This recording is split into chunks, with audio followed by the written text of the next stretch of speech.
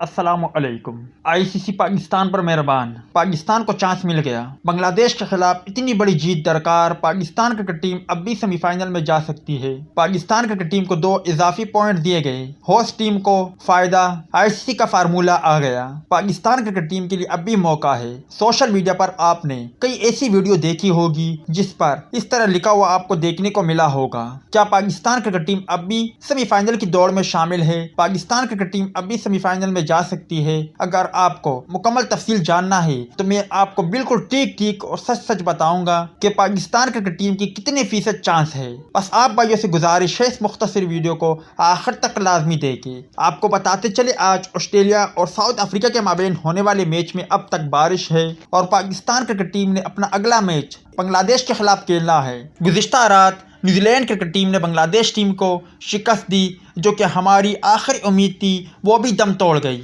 मगर अब भी पाकिस्तान क्रिकेट टीम के पास मौका है। आपको बताते चले सोशल मीडिया पर जितनी भी आपने वीडियो देखी है उनमें कोई हकीकत नहीं है। पाकिस्तान क्रिकेट टीम की राहें अब तकरीबन ख़त्म हो चुकी है। कुछ भी हो जाए पाकिस्तान क्रिकेट टीम अब सेमीफाइनल की दौड़ से बाहर है।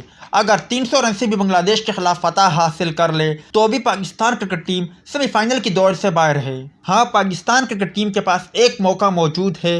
वो मौका ये है कि पाकिस्तान क्रिकेट टीम के पास जितनी भी पर्चियाँ हैं, जितने भी बुज़दिल खिलाड़ी हैं, उन्हें टीम से बाहर करे और एशिया कप जो कि 2024 में खेला जाएगा और साथ ही साथ T20 वर्ल्ड कप 2024 में खेला जाएगा, उनके लिए कुछ ऐसे दिलेर खिलाड़ियों को टीम में शामिल करे जो मौजूदा टीम की तरह बुज़दिल ना हो। तो फिर पाकिस्तान क्रिकेट टीम के पास मौका है कि पाकिस्तान क्रिकेट टीम 2026 में जो एशिया कप और T20 वर्ल्ड कप खेला जाएगा उनकी सेमीफाइनल फाइनल की दौड़ में शामिल हो जाए।